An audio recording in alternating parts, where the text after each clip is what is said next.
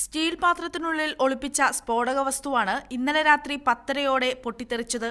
പോലീസും ബോംബ് സ്ക്വാഡും വിശദമായ പരിശോധന നടത്തി. സംഭവത്തിൽ പ്രതിഷേധിച്ച് ഹിന്ദു സംഘടനകൾ തൃക്കാക്കര മുനിസിപ്പാലിറ്റിയിൽ ഹർത്താൽ ആചരിക്കുകയാണ്. രാവിലെ 6 മുതൽ വൈകുന്നേരം 6 വരെയാണ് ഹർത്താൽ. അതിനിടെ രാവിലെ ചെമ്പുമുക്കിൽ സ്വകാര്യ ബസ്സിനു നേരെ കല്ലേറുണ്ടായി. കാക്കനാട് മാവേലിപുരത്ത് അയ്യപ്പ ഭക്തരുടെ ഇടത്താവളത്തിൽ ഊട്ടുപുരയ്ക്ക് സമീപം വൻ ശബ്ദത്തോടെയാണ് സ്ഫോടക വസ്തു പൊട്ടിത്തെറിച്ചത്. സ്റ്റീൽ പാത്രത്തിലാണ് സ്ഫോടക വസ്തു വച്ചിരുന്നത്. തമിഴ്നാട്ടിൽ നിന്നെത്തിയ അയ്യപ്പ ഭക്തർ ഭക്ഷണം കഴിക്കുമ്പോഴാണ് സംഭവം നടന്നത്.